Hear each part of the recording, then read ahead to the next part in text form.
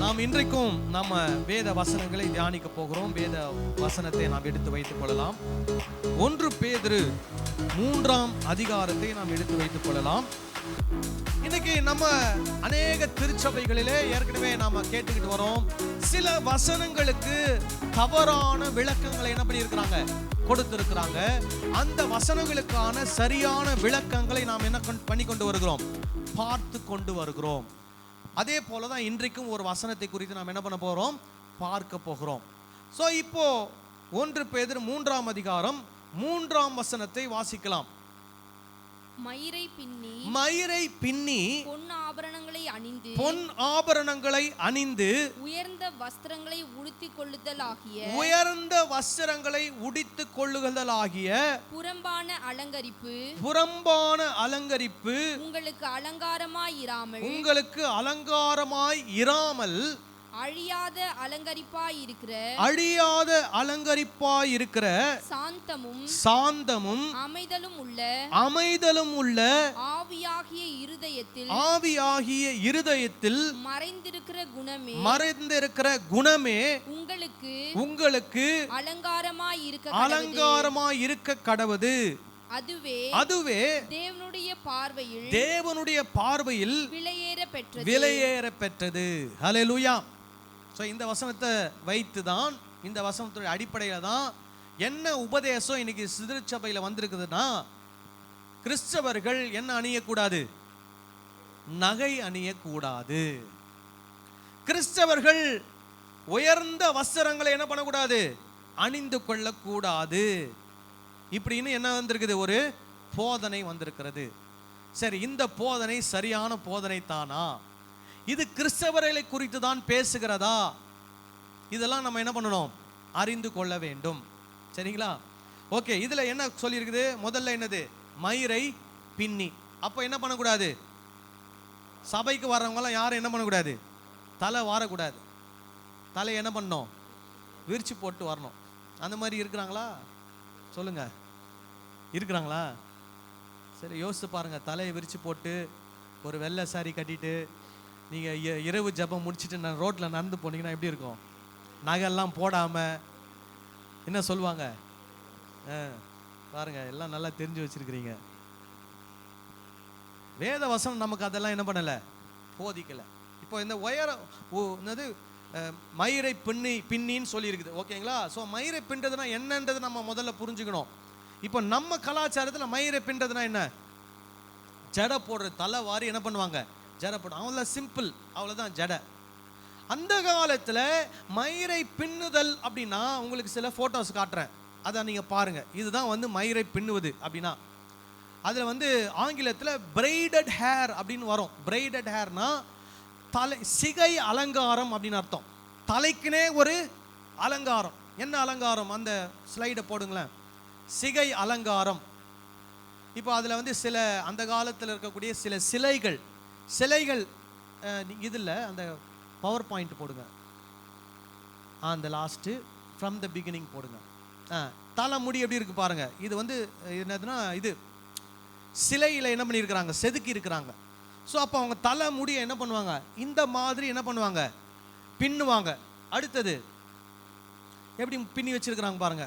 தலைமுடியை பின்னி அதில் என்ன பண்ணியிருப்பாங்கன்னா, பூக்களை சூடுவாங்க, அல்லது தங்க பூ மாதிரி செஞ்சு அந்த வளையங்களை என்ன பண்ணுவாங்க, தலை முடியில் என்ன பண்ணுவாங்க, சொருகி வைப்பாங்க. அடுத்தது இது ஒன்று பக்கம் இருக்கிறது சிலையில் இருக்கிறது, இன்னொரு பக்கம் இருக்கிறது ரியல் மனிதர் அவர்களுடைய முடி. ஸோ அது ஒன்று அந்த சிலையில் எப்படி பின்னப்பட்டிருக்குதோ அதே போல் என்ன பண்ணியிருக்கிறாங்க, பின்னி வச்சிருக்கிறாங்க. ஓகே, அடுத்தது பாருங்க எப்படி பின்னி இருக்கிறாங்க. தலையில் எப்படி சிகை அலங்காரத்தை எப்படி வச்சிருக்கிறாங்க பாருங்க. இந்த மாதிரிலாம் நம்ம பண்ணுறோமா? இந்த மாதிரிலாம் நம்ம பண்ணுறதில்ல. அடுத்தது இது பண்ணுவாங்க. ஒவ்வொரு முடியையும் சின்ன சின்ன ஜடையாக அமைத்து அந்த ஜடையில் முத்துக்களையும் தங்க வட்டங்களையும் தங்க நாணயங்களையும் என்ன பண்ணுவாங்க, கோப்பாங்க.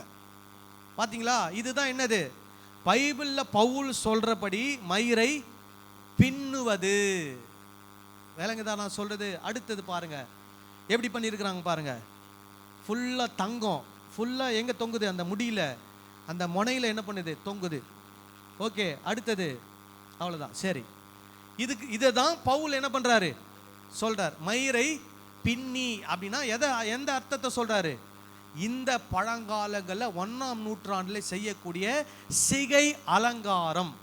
இப்போ இந்த சிகை அலங்காரம் பண்ணணும்னா எவ்வளவு நேரம் எடுக்கும்னு நினைக்கிறீங்க? 10 நிமிஷம்? சரி, நீங்க எல்லாம் முடி வாரிட்டு வரதுக்கு எவ்வளவு நிமிஷம் ஆகும்? சிலர் 2 நிமிஷம் அப்படி இப்படி வாரிடுற ஒரு கிளிப்பை என்ன பண்ணுவாங்க, போட்டுருவாங்க.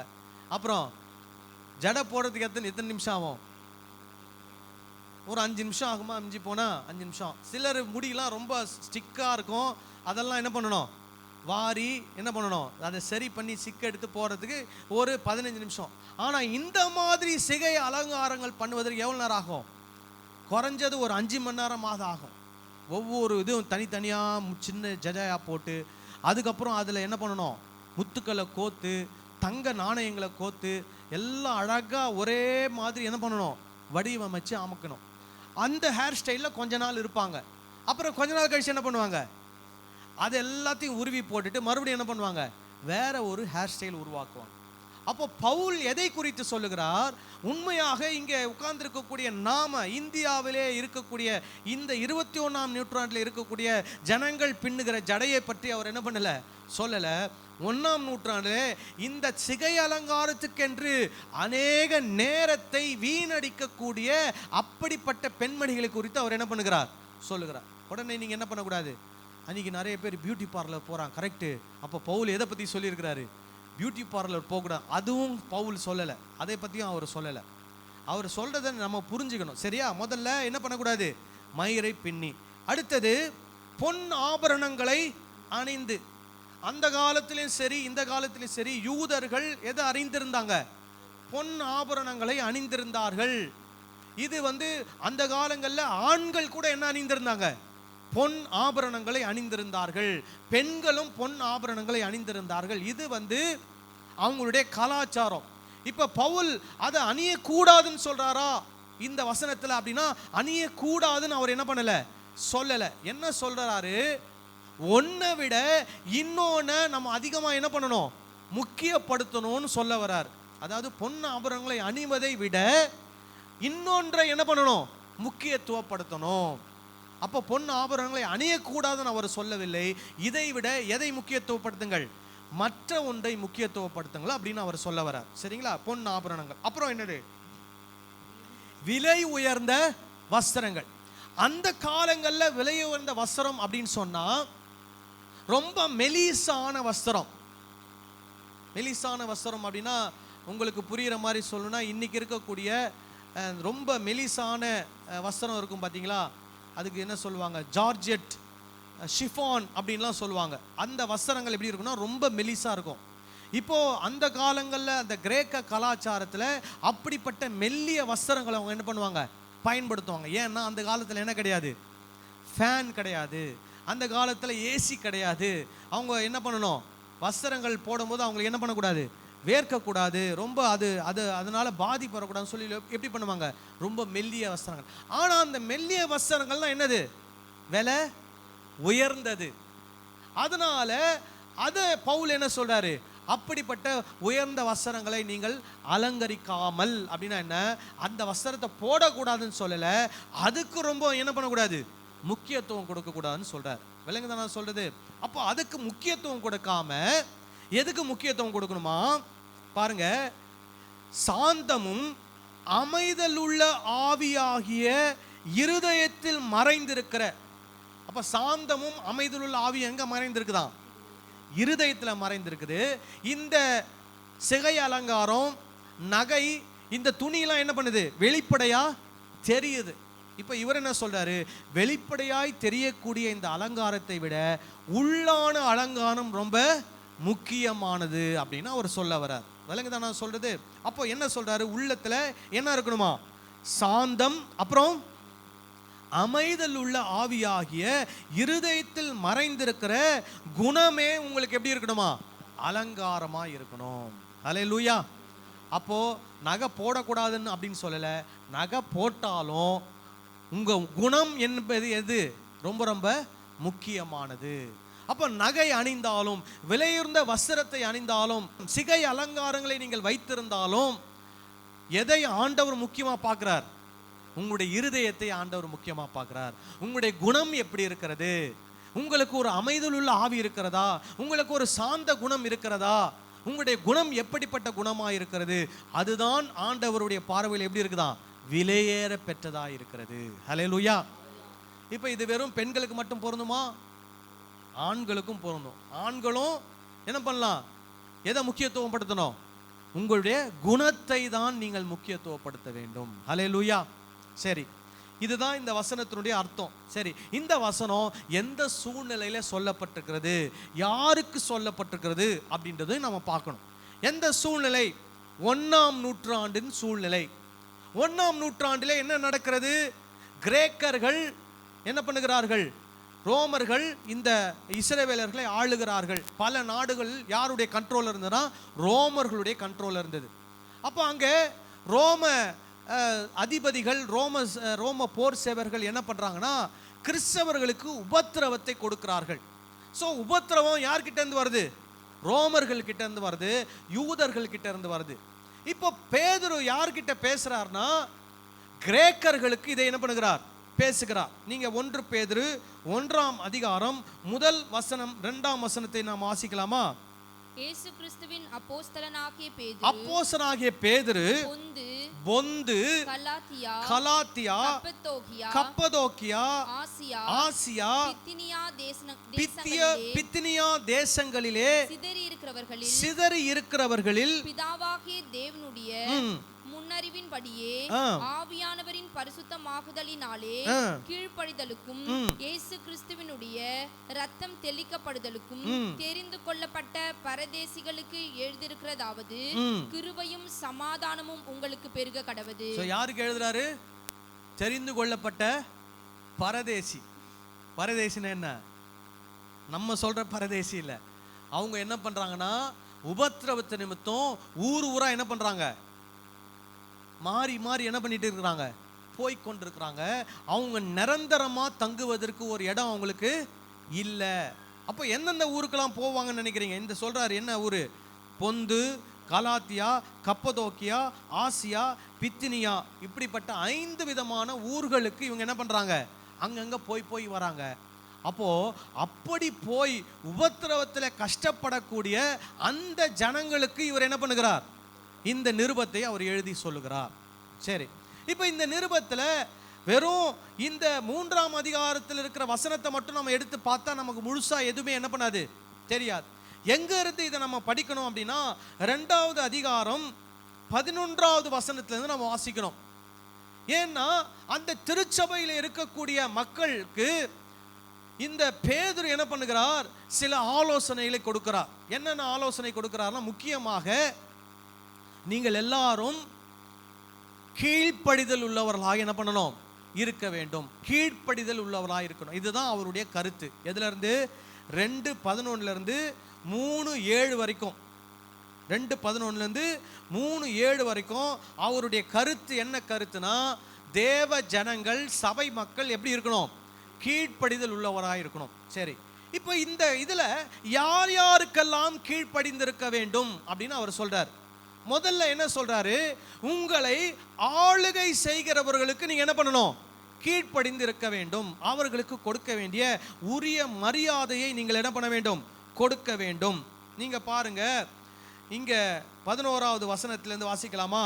பிரியமானவர்களே, அந்நியர்களும் பரதேசிகளுமாய் இருக்கிற நீங்கள் ஆத்துமாவுக்கு விரோதமாய் போர் செய்கிற மாம்ச இச்சைகளை விட்டு விலகி புறஜாதிகள் உங்கள் அக்கிரமக்காரர் என்று விரோதமாய் பேசும் விஷயத்தில் அவர்கள் உங்கள் நற்கிரியைகளை கண்டு அவற்றின் நிமித்தம் சந்திப்பின் நாளிலே தேவனை மகிமைப்படுத்தும்படி நீங்கள் அவர்களுக்குள்ளே நல் நடக்கையுள்ளவர்களாய் நடந்து கொள்ளுங்கள் என்று உங்களுக்கு புத்தி சொல்லுகிறேன். புறஜாதிகள் இவங்களை என்ன சொல்றாங்களாம்? இவங்களை அக்கிரமக்காரர் என்று விரோதமாய் இவர்களுக்கு என்ன பண்ணுகிறார்கள்? பேசுகிறார்கள். இவர்களுக்கு புறஜாதிகள் இவர்களை அக்கிரமக்காரர் என்று இவர்களுக்கு விரோதமாய் பேசினாலும் இவர்கள் எப்படி நடந்து கொள்ள வேண்டுமா? நற்கிரியைகளை செய்கிறவர்களா என்ன பண்ண வேண்டும்? நடந்து கொள்ள வேண்டும். அந்த சமுதாயத்தில் அவங்க எப்படி நடந்து கொள்ளணும்? நற்கிரியைகள் செய்கிறவங்களாம் நடந்து கொள்ளணும். இப்போ நீங்கள் பார்த்தீங்கன்னா, நாங்கள் வீடு வாடகைக்கு வீடு பார்க்க போகும்போது சில நேரங்களில் ஒரு சிலர் என்ன கேட்குறாங்கன்னா, நீங்கள் கிறிஸ்தவங்களா அப்படின்னு கேட்குறாங்க. கேட்டுட்டு என்ன சொல்கிறாங்கன்னா, கிறிஸ்தவங்களுக்கு என்ன கிடையாது, வீடு கிடையாது. இப்போ உடனே கிறிஸ்தவங்களுக்கு என்ன வைராக்கியம் வந்துடும், நான் எப்படியாவது ஒரு வீடை வாங்கி கட்டி வாடகைக்கு கொடுக்கும்போது யாருக்கு வாடகை கொடுக்க மாட்டேன், இந்துக்களுக்கு கொடுக்க மாட்டேன். அப்படி நம்ம என்ன பண்ணக்கூடாது, நடந்து கொள்ள கூடாது. நமக்கு அவங்க வீட்டுக்கு வீடு வாடகைக்கு கொடுக்கலனாலும் நம்ம ஒரு நாளுக்கு நமக்கு ஒரு சொந்த வீடு ஒரு இந்து வாடகை கேட்குறாருன்னா என்ன பண்ணணும், தாராளமாக கொடுக்கலாம், தப்பே கிடையாது. அதை தான் பேதுரு என்ன பண்ணுறாரு, சொல்லி கொடுக்குறார். நம்முடைய நற்கிரியைகளினாலே அவர்களை கிறிஸ்துவுக்குள் என்ன பண்ணணும், ஆதாயப்படுத்தணும். அதனால உங்களுடைய சமுதாயத்தில் உங்களை விரோதிக்கிறவர்கள் எதிர்க்கிறவர்களுக்கு நீங்களும் என்ன பண்ணக்கூடாது, விரோதிகளாக எதிர்க்கிறவர்களாக என்ன பண்ணக்கூடாது, மாறக்கூடாது. நீங்கள் கர்த்தருடைய வார்த்தைக்கு கீழ்ப்படிந்து நற்கிரியைகளை செய்கிறவர்களாக என்ன பண்ண வேண்டும், இருக்க வேண்டும். அதுக்கப்புறம் பாருங்க 13, நீங்கள் மனுஷருடைய கட்டளைகள் யாவற்றிற்கும் கர்த்தர் நிமித்தம் கீழ்ப்படியுங்கள். சோ மனுஷருடைய கட்டளைகளுக்கு என்ன பண்ணணுமா, கர்த்தர் நிமித்தம் கீழ்ப்படியும். ரோமாபுரியில என்னென்னலாம் சட்டங்கள் போட்டு வச்சிருக்கிறாங்களோ அந்த சட்டங்களுக்கு நீங்க என்ன பண்ணணும், கீழ்ப்படியணும். அதே போல இன்றைக்கு இங்கே நாம் எந்த ஆட்சியில வாழ்ந்து கொண்டிருக்கிறோம், நமக்கு பிடிச்ச ஆட்சியோ பிடிக்காத ஆட்சியோ, ஆனால் இந்த அரசாங்கம் போடுகிற சட்ட திட்டங்களுக்கு நாம் என்ன பண்ண வேண்டும், கீழ்ப்படிய வேண்டும். யார் நிமித்தம், கர்த்தர் நிமித்தம். ஹல்லேலூயா. அப்போ சமுதாயத்தில் கிறிஸ்தவர்கள் எப்படி நடந்து கொள்ள வேண்டும், கீழ்ப்படிதல் உள்ளவராய் நடந்து கொள்ளணும். உதாரணம் உங்களுக்கு சொல்றேன். நம்ம எல்லாரும் வண்டி ஓட்டுவோம், கார் ஓட்டுவோம், பைக் ஓட்டுவோம், ஸ்கூட்டர் ஓட்டுவோம். போய் ஒரு சிக்னல்ல நிற்கும் போது என்ன பண்ணுவாங்க, இன்னைக்கெல்லாம் கிரீன் லைட் விழுந்தா போறதெல்லாம் இல்லை. இப்போ என்னதான், ரெட் லைட் இருந்தாலுமே நிறைய பேர் என்ன பண்ணுவாங்க, உள்ள பூந்து போவாங்க.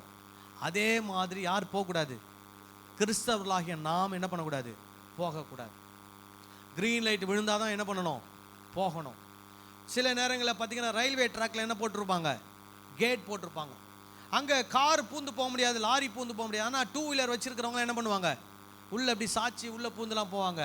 ஆனால் கிறிஸ்தவர்களாகிய நாம் அந்த கேட்டுக்குள்ள என்ன பண்ணக்கூடாது, பூந்து போக கூடாது. சைக்கிள் வச்சிருந்தாலும் சரி, பைக் வச்சிருந்தாலும் சரி, அங்கே நில்லுனா என்ன பண்ணி ஆகணும், நின்று ஆகணும். எப்போ கேட் திறக்கிறாங்களோ அது வரைக்கும் வெயிட் பண்ணி கேட்டு திறந்ததுக்கப்புறம் என்ன பண்ணணும், போகணும். இதுதான் நாம் இந்த சமுதாயத்திலே நற்கிரியை செய்கிறவர்களாய் இருக்கிறோம் என்பதற்கு உதாரணங்களாய் நாம் செய்யக்கூடிய விஷயங்கள். ஒரு ஆமேன் சொல்லலாமா? ஹல்லேலூயா.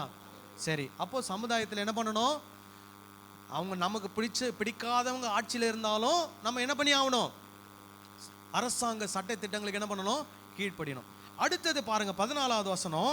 மேலான அதிகாரம் உள்ள ராஜாக்கள் ஆனாலும் சரி, தீமை செய்கிறவர்களுக்கு ஆக்கினையும், தீமை செய்கிறவர்களுக்கு ஆக்கினையும், நன்மை செய்கிறவர்களுக்கு புகழ்ச்சியும் உண்டாகும்படி அவனால் அனுப்பப்பட்ட அதிகாரங்கள் ஆனாலும் சரி கீழ்ப்படியுங்கள். சோ எல்லா அதிகாரத்தில் இருக்கக்கூடிய எல்லாருக்கும் என்ன பண்ணி ஆகணும், கீழ்ப்படியும்.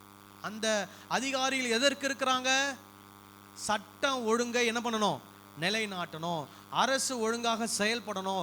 அதற்காக தான் அதிகாரிகள் இருக்கிறாங்க. இன்னைக்கு இருக்கிற சூழ்நிலையில அதிகாரிகள் எல்லாரும் நேர்மையானவர்களா, எல்லாரும் அப்படி கிடையாது. அநீதி உள்ள அதிகாரிகளும் என்ன பண்றாங்க, இருக்கிறாங்க. நேர்மையற்ற அதிகாரிகள் இருக்க தான் செய்யறாங்க. ஆனாலும் அதிகாரிகளுக்கு நாம் என்ன பண்ணி ஆகணுமா, கீழ்ப்படிந்து ஆக வேண்டும். சரிங்களா?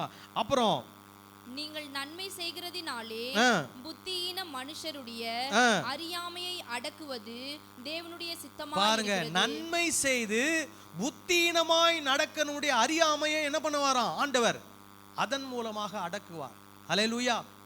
எப்படி நல்லவர்கள் இந்த உலகத்தில் வாழ முடியும் என்பதை நம்முடைய நல் நடக்கையினாலே அந்த ஜனங்களுக்கு என்ன பண்ணணும், உதாரணமாக காட்டணும். ஹல்லேலூயா.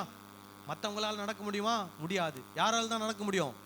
நம்மளால மட்டும்தான் நடக்க முடியும். அதனால நாம ஆண்டவருடைய வார்த்தை சொல்லுகிறது போல நாம் நன்மை செய்கிறதினாலே புத்தியின மனுஷருடைய அறியாமையை அடக்குவது தேவனுடைய சித்தமாய் இருக்கிறது. ஆமென் சொல்லலாமா? ஹல்லேலூயா. இப்படி சொல்லிக்கிட்டு வரார். இது இன்னும் பெரிய போர்ஷன், இதை நம்ம என்ன பண்ண முடியாது, படிச்சுக்க முடியாது. இப்போ அடுத்து வருவோம், 3வது அதிகாரம் 1ஆம் வசனத்துக்கு வருவோம். அந்தபடியே, இதோட நிறுத்துங்க. அந்தபடினா என்ன அர்த்தம்? ஏற்கனவே என்ன சொல்லி இருக்கிறாரு?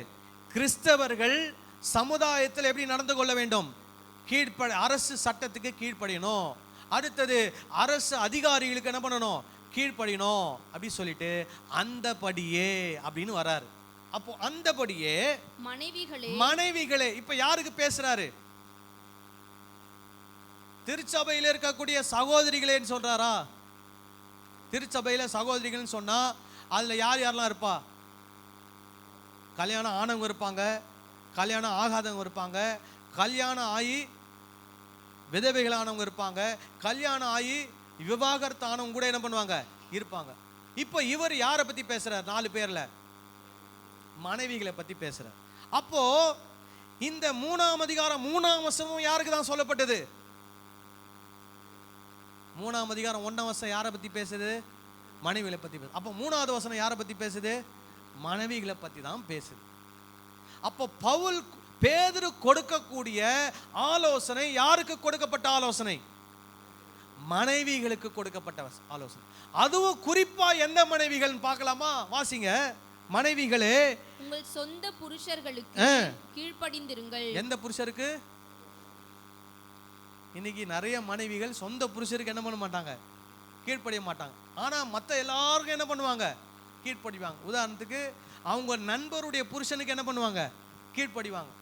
சர்ச்சில் வரக்கூடிய மற்ற அக்கா உடைய புருஷர்களுக்கெல்லாம் என்ன பண்ணுவாங்க? கீழ்ப்படிவாங்க. சபையில் வரக்கூடிய மற்ற தங்கச்சிகளுடைய புருஷர்களுக்கெல்லாம் என்ன பண்ணுவாங்க? கீழ்ப்படிவாங்க. ஆனால் யாருக்கு கீழ்ப்படிய மாட்டாங்க? சொந்த புருஷனுக்கு கீழ்ப்படிய மாட்டாங்க. இன்னைக்கு இருக்கிறவருடைய பெரிய அவல நிலை அதுதான். அதனால முதல்ல பவுல் என்ன சொல்றாரு? மனைவிகளே என்ன பண்ணுங்கள். புருஷருக்குன்னு சொல்லல. எந்த புருஷருக்கு? சொந்த புருஷருக்கு என்ன பண்ணுங்கள்? இப்போ எங்க இன்ஸ்ட்ரக்ஷன்? முதல்ல பொதுவா சபையில் இருக்கிற எல்லாரும் சமுதாயத்தில் இருக்கக்கூடிய சட்டத்திட்டங்களுக்கு என்ன பண்ணணும்? கீழ்ப்படினோம். பொதுவா சபையில் இருக்கிற எல்லாரும் அதிகாரிகளுக்கு என்ன பண்ணணும்? கீழ்ப்படினோம். இப்போ என்ன சொல்லிட்டாரு? மனைவிகளே உங்கள் சொந்த புருஷருக்கு என்ன பண்ணுங்கள்? கீழ்ப்படியுங்கள். அப்புறம் அப்பொழுது அவர்களில் யாராவது திருவசனத்திற்கு கீழ்ப்படியாதவர்களாயிருந்தால், அப்போ பொதுவா என்ன சொல்லிட்டாரு? எல்லா மனைவிகளும் சொந்த புருஷருக்கு என்ன பண்ணணும்? கீழ்ப்படினோம். அதுல பர்டிகுலரா என்ன சொல்றாரு? ரட்சிக்கப்படாத கணவன்மார் அதுல யாராவது இருப்பார்களானால் பயபக்தியோடு கூடிய உங்கள் கற்புள்ள நடக்கையை அவர்கள் பார்த்து போதனையின்றி மனைவிகளின் நடக்கையினாலே ஆதாயப்படுத்திக் கொள்ளப்படுவார்கள். ஒரு ஆமென் சொல்லலாமா? ஹல்லேலூயா. இப்போ இதுல பொதுவா அவங்க கணவர் ரட்சிக்கப்பட்டவராக இருந்தாலும் சரி, ரட்சிக்கப்படாதவராக இருந்தாலும் சரி, என்ன பண்ணணுமா? மனைவிமார் கணவருக்கு என்ன பண்ணணும்? கீழ்ப்படியணும். இங்கே தான் நிறைய பேருக்கு பெரிய பிரச்சனை. முதல் பிரச்சனை என்ன? என் கணவர் ரட்சிக்கப்பட்டவர்னா பரவாயில்ல, அவருக்கு நான் என்ன பண்ணலாம்? கீழ்ப்படிலாம். ரட்சிக்கப்படாத கணவருக்கு நான் எப்படி கீழ்ப்படுகிறது? ரட்சிக்கப்படாத கணவருக்கும் என்ன பண்ணி ஆகணும்? கீழ்ப்படினோம். அதுலயும் எப்படி கீழ்ப்படினோம்? அவர் சொல்லக்கூடிய விஷயங்கள் எதுக்கு ஒத்து போனோம்? வேத வசனத்துக்கு ஒத்து போகிறதா இருந்தால் நீங்க என்ன பண்ணலாம்? கட்டாயமா கீழ்ப்படிலாம். கீழ்ப்படிந்தான் என்ன பண்ண வேண்டும்? ஆக வேண்டும். அவர் ரட்சிக்கப்படாதவருங்க, நான்லாம் ஆண்டவரை தெரிஞ்சவங்க, நான் எப்படி அவருக்கு கீழ்ப்படிய முடியும்? அப்படிலாம் என்ன பண்ணக்கூடாது? சொல்லக்கூடாது. நான் ஒரு கல்யாணத்தில் நான் என்ன பண்ணேன்? இந்த வசனங்களை சொல்லி, மனைவிகளே நீங்கள் என்ன பண்ணணும்? உங்கள் புருஷர்களுக்கு நீங்கள் கீழ்ப்படியணும்னு சொல்லி ஒரு கல்யாண இதில் நான் பேசினேன். அவர் பேசி முடிச்சுட்டு நான் வரும்போது ஒரு சகோதரி வந்தாங்க. வந்து என்னை பார்த்து கை கொடுத்து, பாஸ்டர் நீங்கள் இன்றைக்கி பேசுனது எனக்கு ரொம்ப மனசுக்கு தொட்டது, கர்த்தர் என்கிட்டயே பேசின மாதிரி இருந்தது அப்படின்னு சொன்னாங்க. ரொம்ப சந்தோஷம் சிஸ்டர் அப்படின்னேன். அப்போ அவங்க சொன்னாங்க, ஏன்னா நான் என் கணவருக்கு என்ன பண்ண மாட்டேன்? கீழ்ப்படியவே மாட்டேன் அப்படின்றாங்க. காரணம் என்ன அப்படின்னா, என் கணவர் அவங்க வீடு எல்லாம் என்னோட வசதியில் என்னது? குறைவு. அவங்கள விட நாங்கள்லாம் வசதியில் எப்படி? ரொம்ப நாங்கள் பெரியவங்க, எங்களுக்கு நிறைய சொத்து இருக்குது, நிறைய இதெல்லாம் இருக்குது, நாங்கள் வசதியில் கொஞ்சம் பெரியவங்க, அவங்க வசதியில் கொஞ்சம் குறைவானவங்க. அதனால ஆரம்பத்திலேருந்தே எனக்கு என்ன, என் கணவர் எப்படிப்பட்டவர், வசதியில் குறைந்தவர் அப்படின்ற காரணத்துக்காக நான் அவரை ரொம்ப என்ன பண்ண மாட்டேன், அவருக்கு நான் கீழ்ப்படிய மாட்டேன், மதிப்பு மரியாதைலாம் என்ன பண்ண மாட்டேன், கொடுக்க மாட்டேன். ஆனால் இன்னைக்கு நீங்கள் சொன்ன வார்த்தை எனக்கு என்ன பண்ணுது, என் மனதை தொட்டது. இன்னையிலேருந்து நான் என்ன பண்ண போகிறேன், மாற்றிக்க போகிறேன். என்னுடைய கணவருக்கு நான் என்ன பண்ணுவேன், கீழ்ப்படிந்து நடப்பேன் அப்படின்னு சொல்லி அவங்க சொன்னாங்க. இப்போ சில நேரங்களில் இன்னைக்கு இருக்கக்கூடிய காலகட்டங்களை நீங்கள் பார்த்தீங்கன்னா, அன்னைக்கு இருக்கிற காலகட்டம் ஆண் ஆதிக்கம் இருந்த காலகட்டம். பெண்களுக்கு அந்த அளவுக்கு என்ன இல்லை, சம உரிமைகள் நிறைய நேரங்களில் கொடுக்கப்படாமல் தான் இருந்தது. ஆனால் கிரேக்க கலாச்சாரங்களில் பெண்களுக்கு உரிமை கொடுக்கப்பட்டிருந்தாலும் ரொம்ப அதிக உரிமை என்ன பண்ணப்படலை, கொடுக்கப்படலை. எப்படி இருந்தாலும் ஆண்கள் தான் என்ன பண்ணிட்டு இருந்தாங்க, ஆளுகைக்கு மேலே அவங்க காணப்பட்டாங்க. சரியா? இப்போ இருக்கக்கூடிய சூழ்நிலைகளில் சில பெண்கள் வந்து பெரிய கம்பெனிக்கு என்னவா மாறுறாங்க, சிஇஓவா மாறுறாங்க, அதிகாரிகளாக மாறுறாங்க. சில பெண் போலீஸ் துறையில் சில பெண் அதிகாரிகள்லாம் என்ன பண்ணுறாங்க, இருக்கிறாங்க. அவங்களுக்கு கீழே பார்த்தீங்கன்னா 10 ஏசி, 10 20 30 இன்ஸ்பெக்டரு, அப்புறம் 50 40 50 எஸ்ஐ, அப்புறம் ஒரு 100 200 கான்ஸ்டபிள்ஸ்லாம் என்ன பண்ணுவாங்க, இருப்பாங்க. யாருக்கு கீழே, ஒரு பெண் அதிகாரிக்கு கீழே இருப்பாங்க. அப்போ அவங்களுக்கு வீட்டுக்கு போனால் யார் இருப்பா, வீட்டில் கணவர் இருப்பார். என்ன வரும் ஆட்டோமேட்டிக்காக, எனக்கு கீழே எத்தனை அதிகாரிகள் இருக்கிறாங்க, ஒரு 250 300 அதிகாரிகள். எல்லா ஆம்பளைங்களும் வந்து என்ன பண்ணுறாங்க, மேடம் அப்படின்னு சொல்லி சல்யூட் அடிக்கிறாங்க அப்படின்னு அவங்க வீட்டுக்கு வந்தால் என்ன எதிர்பார்ப்பாங்க, கணவரும் என்ன பண்ணோம், எஸ் மேடம், சொல்லுங்கள் மேடம், சொல்லுங்கள் மேடம், ஆமாம் மேடம் அப்படின்னு அவங்க எதிர்பார்க்குற ஒரு சூழ்நிலை வரும். ஆனால் வேதம் என்ன சொல்லுகிறது, நீங்கள் ஒரு கிறிஸ்தவர் ஆனால் நீங்கள் எவ்வளோ பெரிய அதிகாரியாக வேணால் இருக்கலாம், ஆனால் வீடுன்னு வந்துட்டா கணவர் தான் உங்களுக்கு என்னவா இருக்கிறார், வீட்டின் தலைவராக இருக்கிறார். ஒரு ஆமென் சொல்லலாமா? அல்லேலூயா. இதுதான் கிறிஸ்தவ போதனை.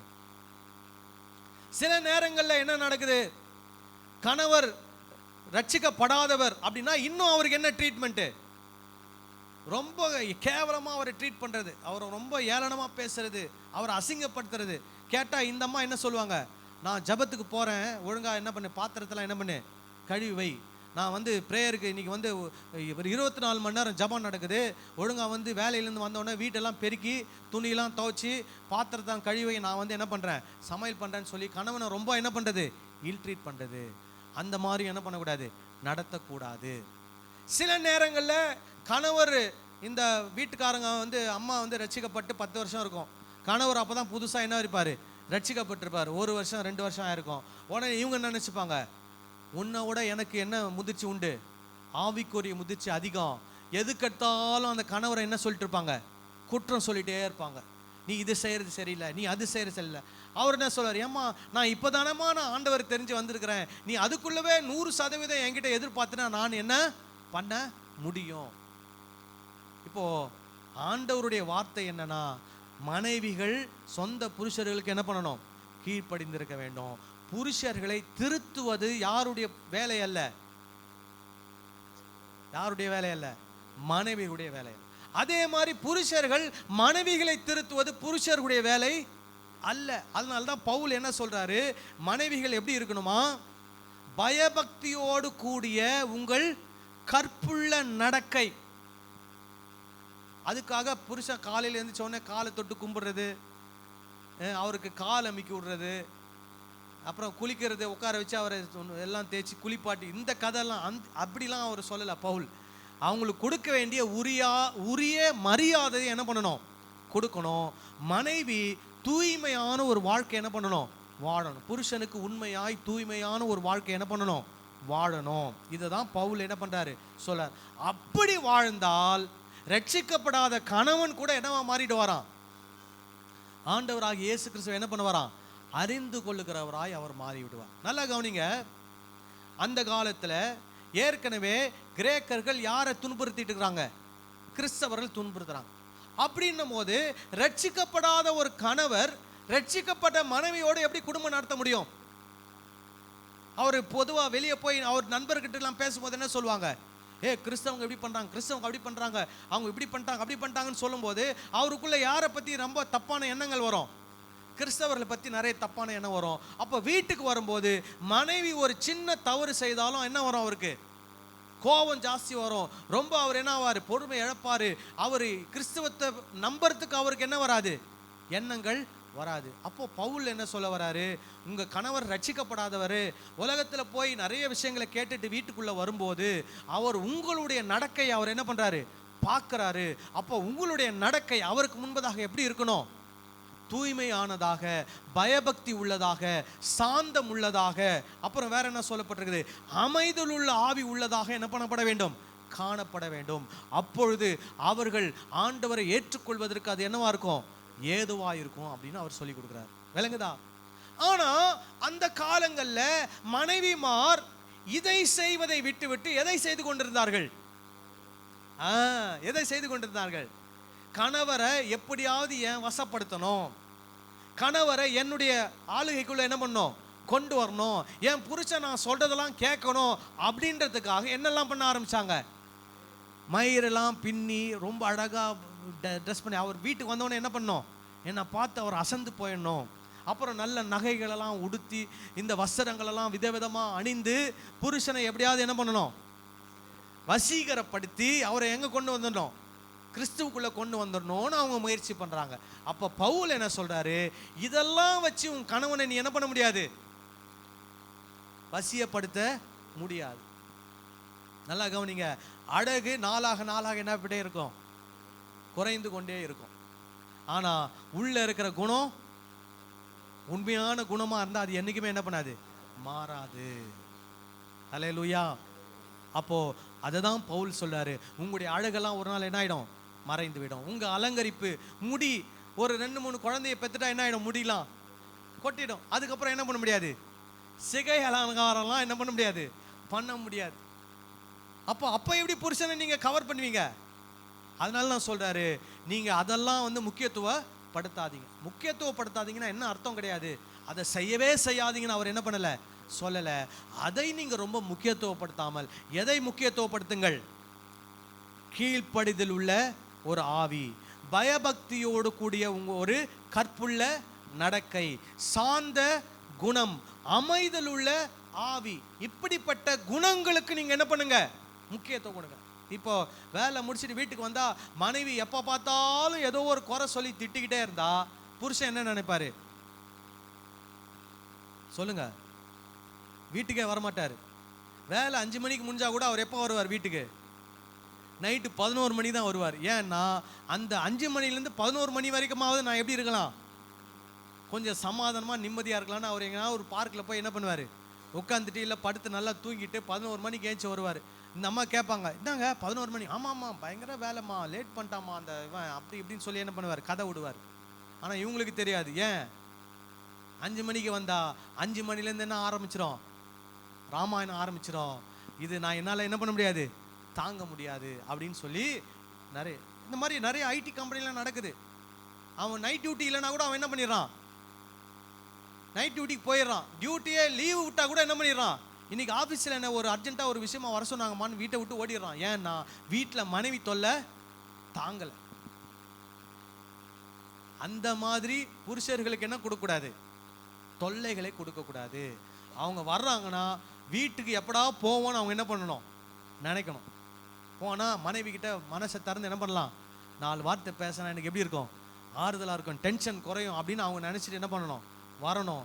அவங்க பேசுறது நீங்கள் என்ன பண்ணணும்? கேட்டு புரிஞ்சு உங்கள் புருஷனுக்கு ஏற்ற ஒரு நல்ல மனைவியாக என்ன பண்ண வேண்டும்? வாழ கற்றுக்கொள்ள வேண்டும். ராமேன் சொல்லலாமா? ஹல்லேலூயா. இதை தான் பவுல் சொல்கிறார். நகை போடக்கூடாது, உயர்ந்த வஸ்திரம் போடக்கூடாது, மயிரை பின்னக்கூடாது அப்படிலாம் அவர் என்ன பண்ணலை? சொல்லலை. அதை விட எதை முக்கியத்துவம் கொடுக்க சொல்கிறாரு? வெளிய அலங்காரத்தை விட உள்ளான அலங்காரத்துக்கு எதுக்கு முக்கியத்துவம் கொடுக்கணும்? உள்ளான அலங்காரத்துக்கு முக்கியத்துவம் கொடுக்கணும்னு அவர் என்ன பண்ணுறாரு? சொல்கிறார். தொடர்ந்து வாசிக்கலாமா? 3லேருந்து வாசிங்க. மயிரை பின்னி பொன்னாபரணங்களை அணிந்து உயர்ந்த வஸ்திரங்களை உடுத்திக் கொள்ளுதல் ஆகிய புறம்பான அலங்கரிப்பு உங்களுக்கு அலங்காரமாயிராமல் அழியாத அலங்காரமாய் இருக்கிற சாந்தமும் அமைதலுள்ள ஆவியாகிய இருதயத்தில் மறைந்திருக்கிற குணமே உங்களுக்கு அலங்காரமாய் இருக்க கடவுது. அதுவே தேவனுடைய பார்வையில் விலையேற பெற்றது. இப்படியே பூர்வத்தில் தேவனிடத்தில் நம்பிக்கையாயிருந்த பரிசுத்த ஸ்திரீகளும் தங்களுடைய புருஷர்களுக்கு கீழ்ப்படிந்து, பூர்வ காலத்தில் இருந்த பரிசுத்த ஸ்திரீகள் என்ன பண்ணாங்களாம்? தங்களுடைய புருஷர்களுக்கு கீழ்ப்படிந்து தங்களை அலங்கரித்தார்கள். அப்போ எதுல அலங்கரிக்கணும்? உங்களை கீழ்ப்படிதனால என்ன பண்ணணும்? அலங்கரிக்கணும். நீங்க உடனே என்ன நினைச்சிருக்க, கீழ்ப்படிதெல்லாம் அடிமை அப்படிலாம் கிடையாது. கீழ்ப்படிது எதுக்காக நீங்க உங்க புருஷருக்கு கீழ்ப்படிக்கிறீங்க? கர்த்தருடைய வார்த்தைக்கு கீழ்ப்படிந்து உங்க புருஷருக்கு நீங்க என்ன பண்றீங்க? கீழ்ப்படிக்கிறதை தவிர நீங்க உங்க புருஷருக்கு என்ன கிடையாது? அடிமை கிடையாது. அதே மாதிரி மனைவி கீழ்ப்படுகிறாங்கன்றதுக்காக புருஷன் என்ன பண்ணக்கூடாது?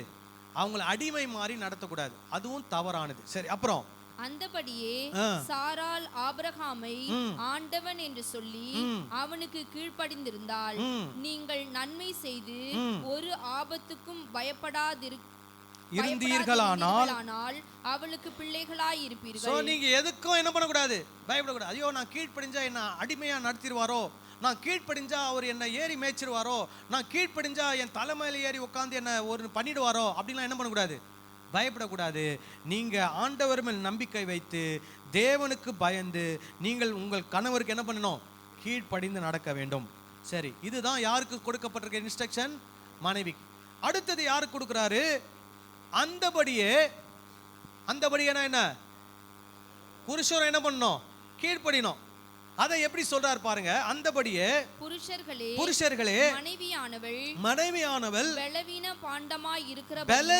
பாண்டமாய் இருக்கிறபடியினால் உங்கள் ஜெபங்களுக்கு தடை வராதபடிக்கு நீங்கள் விவேகத்தோடே அவர்களுடனே எப்படி வாழணுமா? விவேகத்துடனே அவர்களோடு வாழ்ந்து உங்களுடனே கூட அவர்களும் நித்திய ஜீவனாகிய கிருபையை சுதந்தரித்துக் கொள்ளுகிறவர்கள் ஆனபடியினால் அவர்களுக்கு செய்ய வேண்டிய கனத்தை செய்யுங்கள். அவங்களை எப்படி நடத்தணும்? கனத்தோடு நடத்த வேண்டும். ஹல்லேலூயா. சரி, இந்த இடத்துல பலவீனமான பாண்டம் அப்படின்னு சொல்றார். பலவீனமான பாண்டம்னா என்ன அர்த்தம்? அவங்க பிசிக்கலி எப்படிப்பட்டவங்க? கொஞ்சம் வீக்கானவங்க. இப்போ ஹஸ்பண்ட் 2 கையில் ஒரு 20 லிட்டர் கேனு 2 கையில் தூக்குவார். ஒய்ஃபால் தூக்க முடியுமா? தூக்க முடியாது. இதுதான் பலவீன பாண்டம்னா என்ன அர்த்தம்? பெண்கள் மன ரீதியாக ஸ்ட்ராங் ஆனவங்க, ஆனால் சரீர ரீதியாக எப்படிப்பட்டவங்க? கொஞ்சம் வீக்கானவங்க. அவங்களால வெயிட்டு தூக்க முடியாது, இது பண்ண அது பண்ண முடியாது. அப்போ கணவரால் அதெல்லாம் என்ன பண்ண முடியும்? செய்ய முடியும். அப்போது கணவர் என்ன சொல்ல வராரு? கணவரும் ஆண்டவருடைய வார்த்தைக்கு கீழ்ப்படிந்து தன்னுடைய பலத்தை மனைவி கிட்ட என்ன பண்ணக்கூடாது? காட்டக்கூடாது. இன்னைக்கு நிறைய கணவர்கள் அதான் காட்டுறது. எது கட்டவொன்னே என்னது? பலாரும் ஒரு அறை.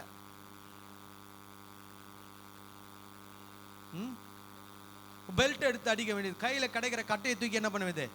அடிக்க வேண்டியது. இதை யார்கிட்ட போய் காட்டணும்? அவரு கணவர் இன்னொரு ஆம்பளை கிட்ட போய் வாடா ஒண்டிக்கு ஒண்டியான்னு காட்டணும். அங்க எல்லாம் என்ன இல்லை? தைரியம் இல்லை. ஆனால் யாரை போட்டு அடிக்க வேண்டியது? மனைவி பலவீனம். அவங்களால எதிர்த்து என்ன பண்ண முடியாது? அடிக்க முடியாது. அவங்களுக்கு அந்த பலன் கிடையாது, போராட முடியாது. அதனால இவருக்கு என்னது? மனைவியை போட்டு அடிக்க வேண்டியது. அப்போ பவுல் என்ன சொல்றாரு? அவங்கள அந்த மாதிரி ட்ரீட் பண்ணாம எப்படி ட்ரீட் பண்ணுமா? கனத்துக்குரியவர்களாய் ட்ரீட் பண்ண வேண்டும். ஒரு ஆமென் சொல்லலாமா? ஹல்லேலூயா. எப்படி கனத்துக்குரியவர்கள்? முதலாவது அவங்க உங்களுடைய சரீரம், உங்களுக்கு இணையானவர்கள். தேவன் உங்களுக்கு துணைவியாக அவங்களை என்ன பண்ணியிருக்கிறார்? கொடுத்திருக்கிறார் முதல்ல. ரெண்டாவது, அவர்கள் உங்களுக்கென்று அவர்கள் பிள்ளைகளை என்ன பண்ணியிருக்கிறார்கள்? பெற்று கொடுத்திருக்கிறார்கள், பெற்றெடுத்திருக்கிறார்கள். அவர்கள் ஒரு தாய்மார். அவங்கள என்ன பண்ண முடியாது? ஒரு பிள்ளையை பெற்றெடுக்கிறது சாதாரண விஷயமா? சொல்லுங்க. ஆனால் நிறைய கணவர்களுக்கு அதை பற்றி தெரியாது. ஆனால் பெண்களுக்கு தான் அதை பற்றி தெரியும். அது ஒரு சாவுக்குள்ளே போய் மரணத்துக்குள்ளே போய் ஜீவனுக்குள்ளே வர்ற மாதிரி. ஸோ இந்த பிள்ளை பெற்றெடுக்கக்கூடிய தருவாயில் எத்தனையோ மனைவிகள் என்ன பண்ணியிருக்கிறாங்க? இறந்து போயிருக்கிறாங்க. எத்தனையோ குழந்தைகள் என்ன இருக்குது? இறந்து போயிருக்குது. ஆனால் அப்படிலாம் இல்லாமல் கர்த்தர் உங்கள் குடும்பங்களுக்கும் நம்ம குடும்பங்களுக்கும் நல்ல குழந்தைகளை பெற்றெடுப்பதற்கு அந்த மனைவிகளுக்கு ஆண்டவர் என்ன கொடுத்துருக்கிறார்? பலன் கொடுத்திருக்கிறார். நல்ல குழந்தைகளை அவர் என்ன பண்ணியிருக்கிறாங்க, பெற்று கொடுத்திருக்கிறாங்க. அதனால அவங்கள என்ன பண்ணணும், கனப்படுத்தணும். அவங்க உங்களுக்கு நல்ல சமையல், நல்ல உணவை என்ன பண்றாங்க, சமைத்து கொடுக்குறாங்க. எப்படி நடக்கணும், அவங்க பலவீனமான பாண்டம், அவங்களுக்கு ஸ்ட்ரென்த்து ரொம்ப கிடையாது. அதனால உங்க வீரப்ப யார்கிட்ட காட்டக்கூடாது, மனைவி கிட்ட காட்ட. உங்க வீரப்ப காட்டணும்னா வேற ரோட்ல வந்து அங்க இருக்கிறவன் எவனான கூப்பிட்டு என்ன பண்ணுங்க, வாடா அவங்ககிட்ட போய் வம்பு இழுத்து வாடா ஒண்டின்னு சொல்லி அவங்ககிட்ட என்ன பண்ணுங்க, சண்டை போடுங்க. என்ன நடக்குதுன்னு பார்ப்போம். நீங்க உத வாங்குறீங்களா, அவன் உத வாங்குறானான்னு பார்ப்போம். என்ன ஆனா மனைவியை கை நீட்டு என்ன பண்ணக்கூடாது, அடிக்கிறது, ஒரு கொம்பை எடுத்து அடிக்கிறது, ஒரு பெல்ட் எடுத்து அடிக்கிறது, அவங்க மேல மூஞ்சில தண்ணியை ஊத்துறது, அவங்களை கேவலப்படுத்துறது, மற்றவங்க முன்னாடி அவமானப்படுத்துறது, இந்த மாதிரி விஷயங்கள்லாம் என்ன பண்ணக்கூடாது, செய்யக்கூடாது. ஏன்னா கர்த்தருக்கு கீழ்ப்படிந்து அதை என்ன பண்ணக்கூடாது, செய்யக்கூடாது. ராமன் சொல்லலாமா? அல்லேலூயா. அப்புறம் என்ன சொல்லி முடிக்கிறாரு, அவர்களுக்கு செய்ய வேண்டிய கனத்தை என்ன பண்ணுங்கள், செய்யுங்கள். அப்போ ஒவ்வொரு கிறிஸ்தவ குடும்பத்திலையும் கணவன்மார் தங்களுடைய மனைவிகளை கனத்தோடு என்ன பண்ண வேண்டும், நடத்த வேண்டும். ஆமென் சொல்லலாமா? அல்லேலூயா. நான் நிறைய விஷயங்களை சொல்ல முடியும். நமக்கு திருவிருந்து இருக்கிறதுனால நம்ம எல்லாரும் கண்களை மூடி நாம் ஜெபம் செய்வோம். நம்முடைய இருதயத்தை திருவிருந்துக்கு நேராக நாம் ஆயத்தப்படுத்துவோம்.